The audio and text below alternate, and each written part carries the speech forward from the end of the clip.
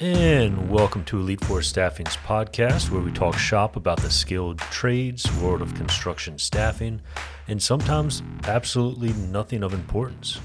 In today's episode, we have a very special guest from right down the hall, the one and only President/CEO of Elite Force Staffing, Steve Worrell. Steve has a strong foundation in recruiting, networking, and entrepreneurial ideals.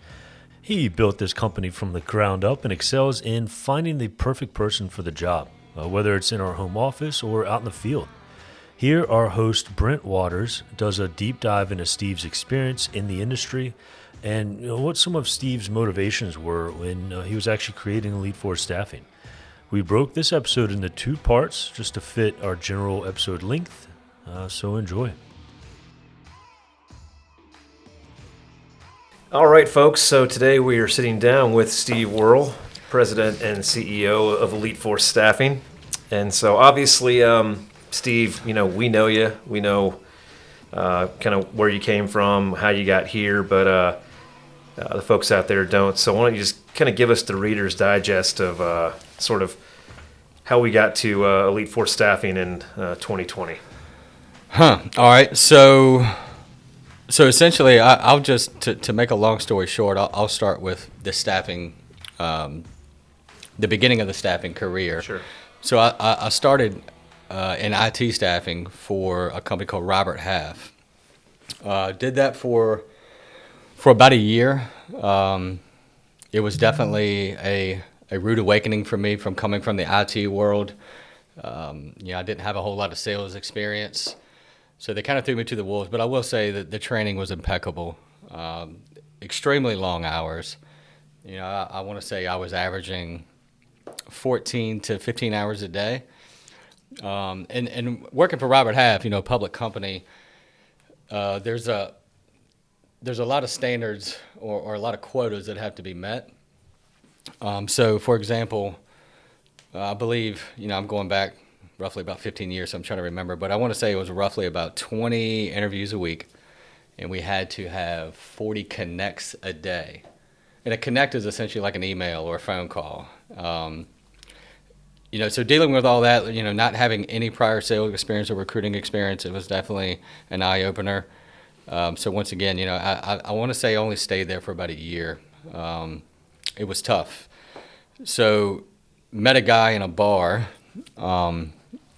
You'll find that this is a common denominator for a lot of things to get to where we are now. But so I met a guy in a bar who actually used to work for Robert Half, and he was managing an office for another IT staffing company called Technosource.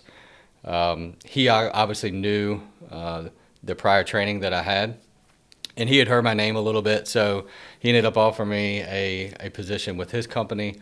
So I moved there, did that for about 3 years, I believe.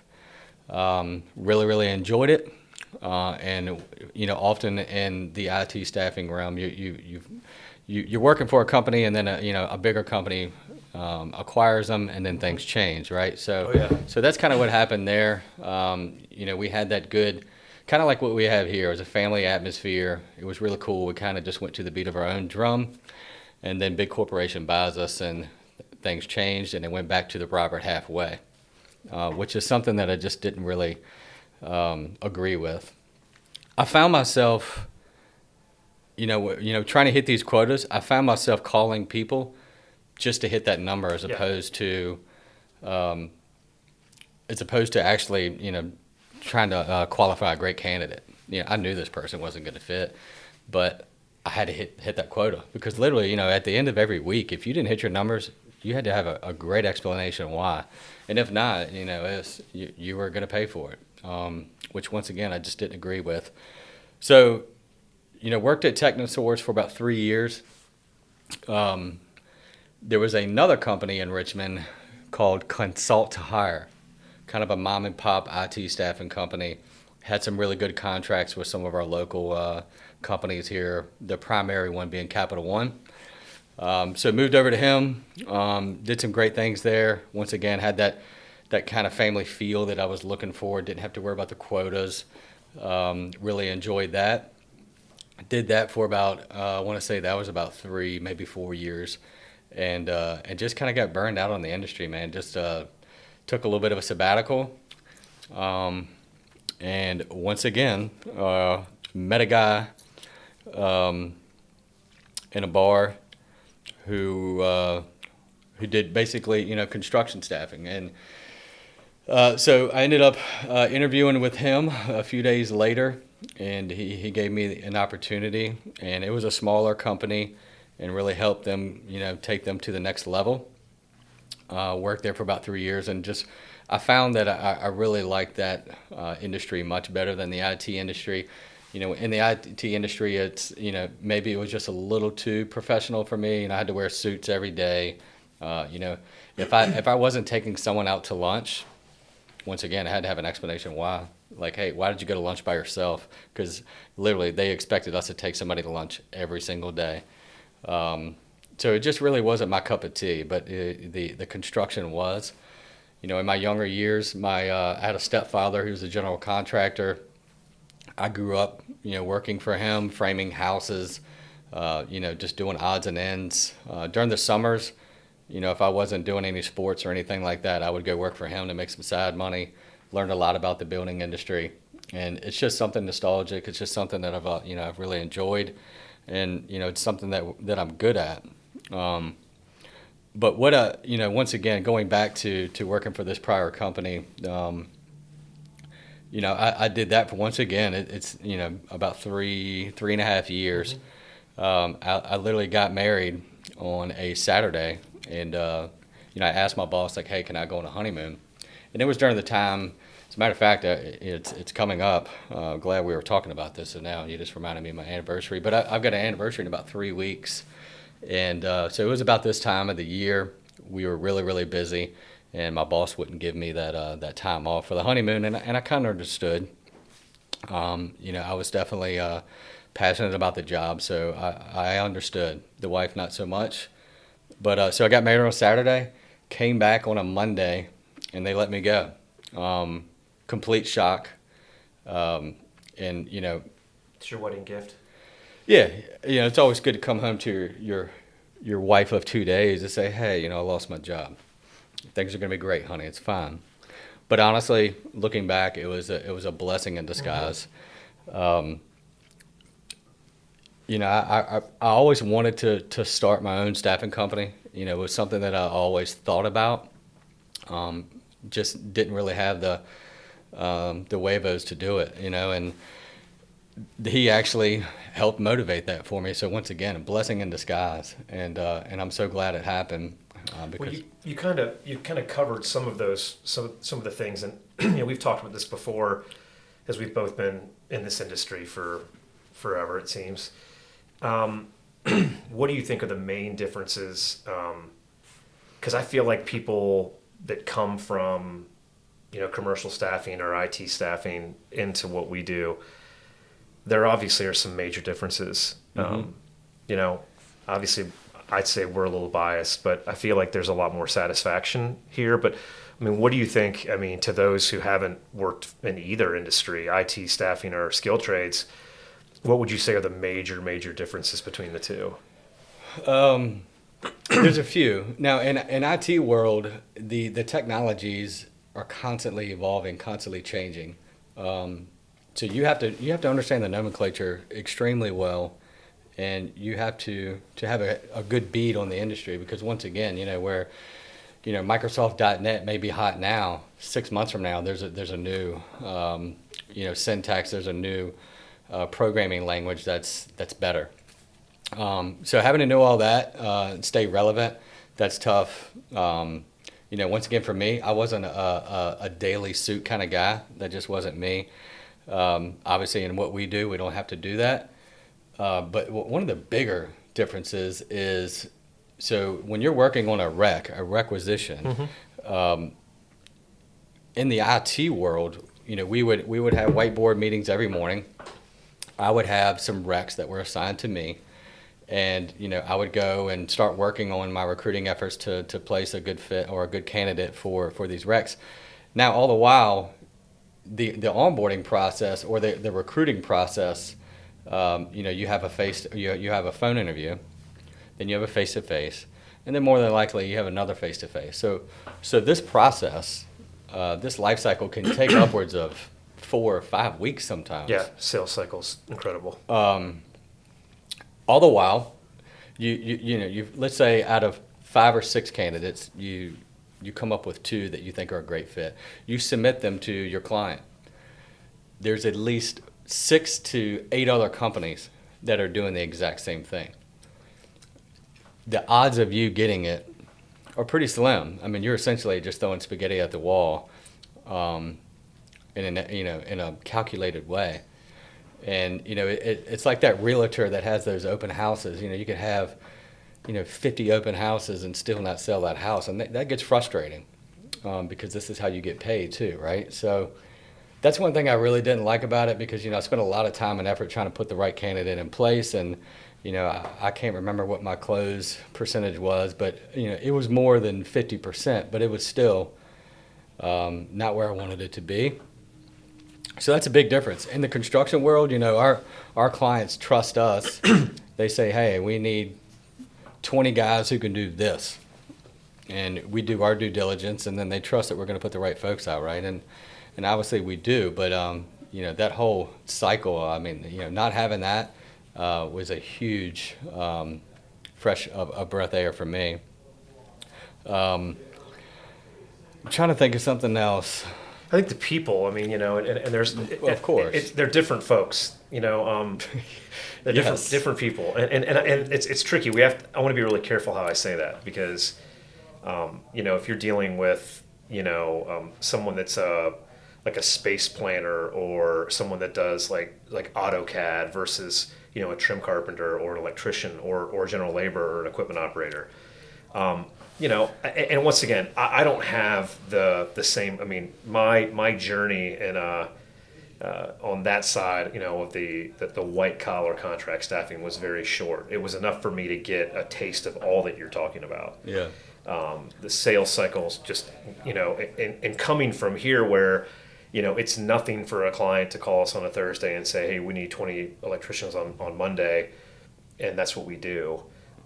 Versus, hey, I want 20 electricians, I want to interview 50 to get down to 20, and I've got 3 other companies working on this, and I want resumes for every single one, and I want to meet every single one of those people in person. And by the way, we're probably not going to need them for a month. Right. Having been on this side of it, that's what I'm used to.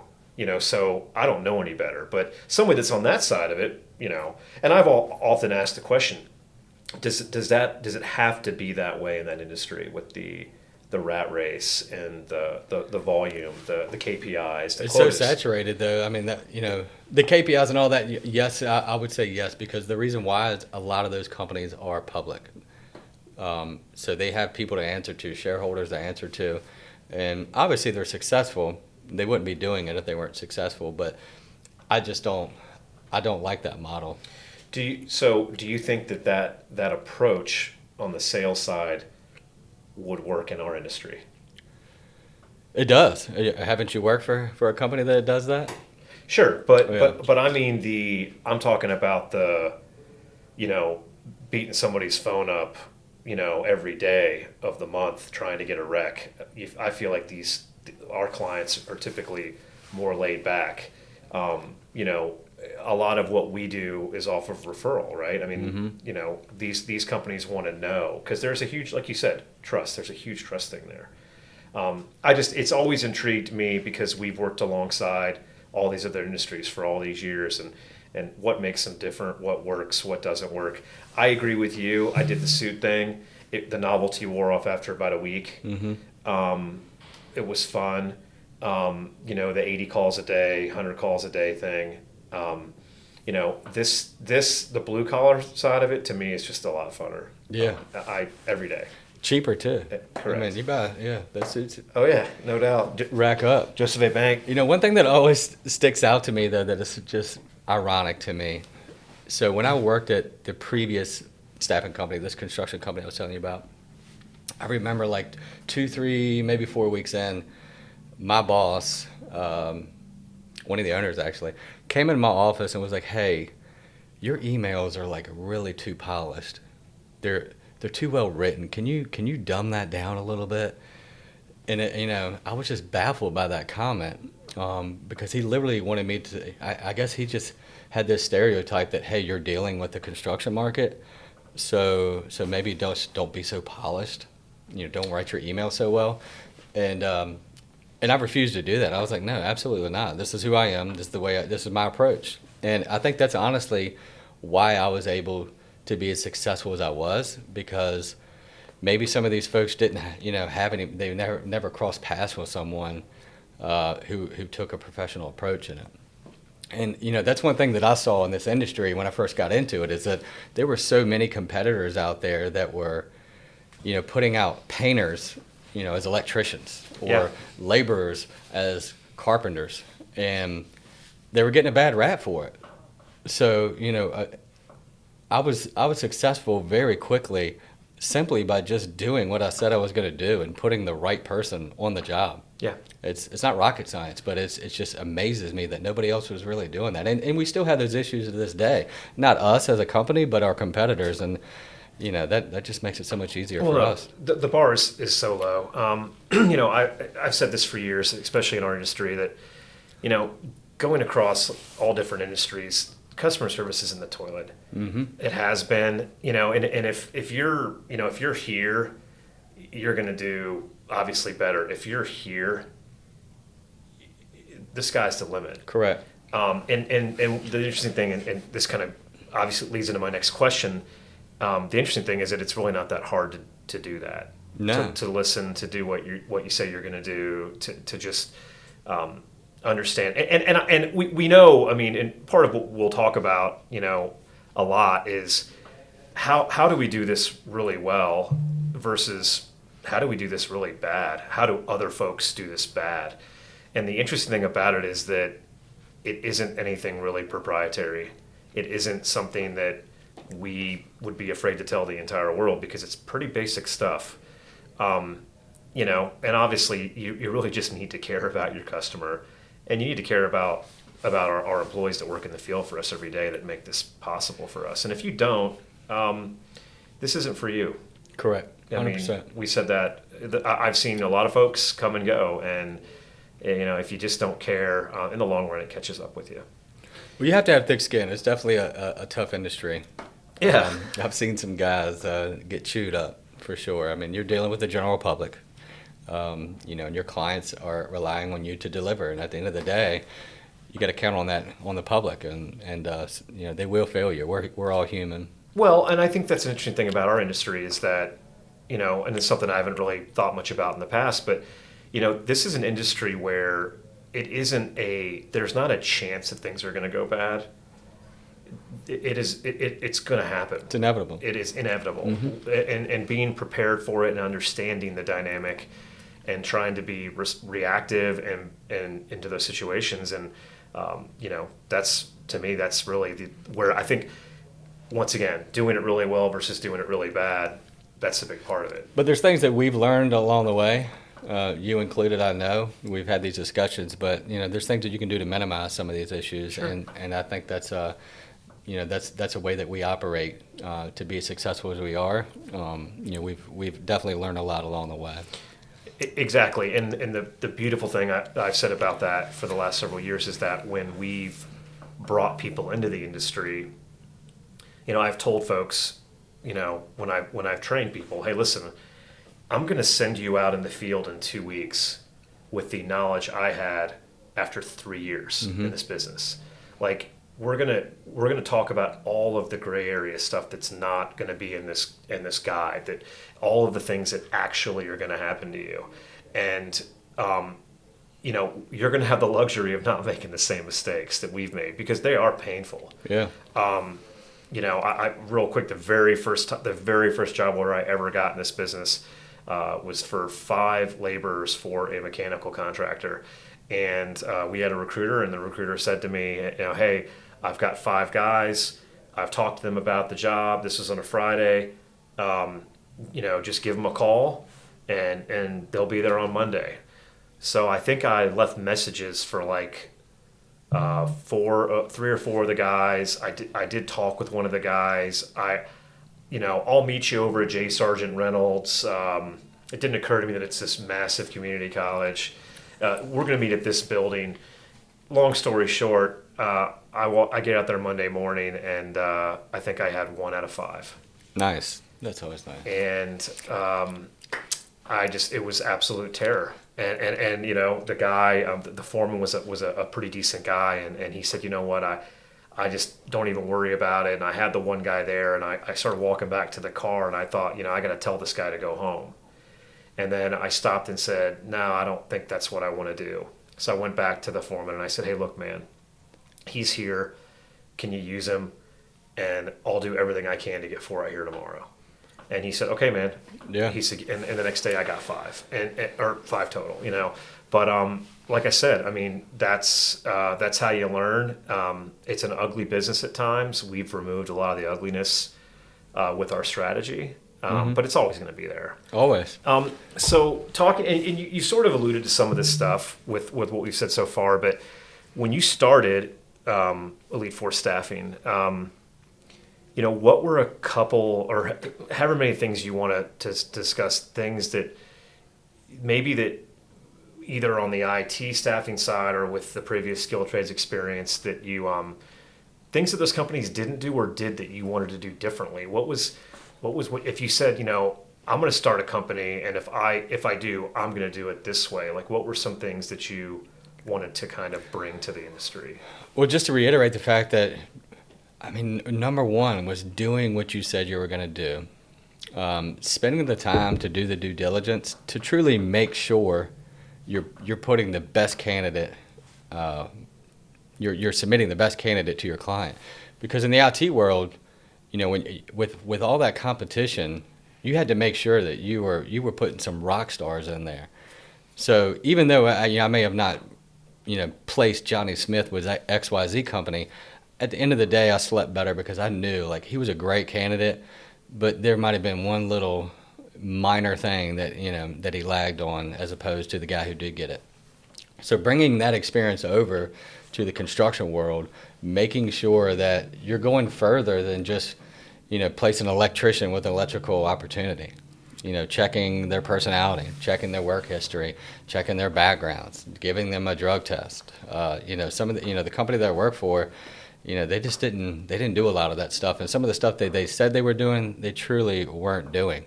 So, you know, I didn't feel good about that. There was a lot of dishonesty. You know, I think another thing that's huge for me is the level of service that we provide.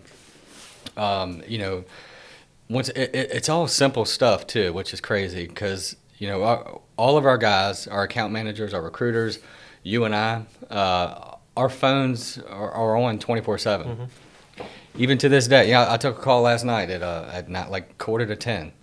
And it really wasn't even an important call, but it was a client, so I took it, and we had a great conversation. He really didn't even need anything. I think he just wanted to chat. But it's simple things like that.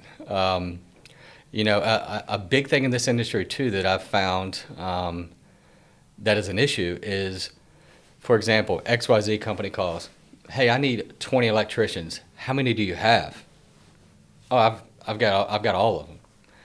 Where in actuality, these companies may only have like 25% of it. And then they got to go find them. And then sometimes they put themselves in a situation where they're actually not going to be able to deliver when they promise 20. So transparency, huge. That's the discipline, the long view, short view. And I get it. I don't really understand why people have such a hard time with that. I think it is a discipline thing. It's understanding the effect that especially if it's the first shot, mm-hmm. Understanding, like, you know, from a case study standpoint, you need 5 people. You put 5 really good people out, you communicate effectively. And at that point, I mean, your batting average is incredible, right? Right. And then, you know, 4 days in, one guy doesn't show. We deal with that effectively. But looking at that versus, you know, we've talked about having really awful showings, and it's happened to all of us. But we talk about, you know, you tell someone that you're going to have all 20 and you show up with 5. And how does that impact them? it's just a trust thing, and I'm amazed that people don't understand that. But I think when you're someone who, everyone's got bills to pay, and it's like, hey, I really want to make this money, and I really want to get this filled, and maybe I'm going to put the wrong people out there, or over the weekend I'm sure I'll find, and we've all done that. I mean, we've all, somebody needs 10, we've got 8. We'll find 2 more over the weekend. But there's still some transparency there. Sure. Just being honest. Putting your client's best interest first, I think, is the key takeaway there. Because once again, like you said earlier, you don't know how this impacts them. They could have, a ton of material just sitting, waiting to be dealt with. Inspections. Correct. Time limits, ETAs to meet. I mean, there's all kinds of different things, and they're expecting you to deliver because you said you would. Now, there's a difference, though, in saying, hey, I've got 20 and knowing you've got 20, and then a couple of those guys just bail on you, as opposed to, hey, I've got 20 when you really only have like 5, and you're just hoping it works out somehow, because you don't want to give that business to a competitor.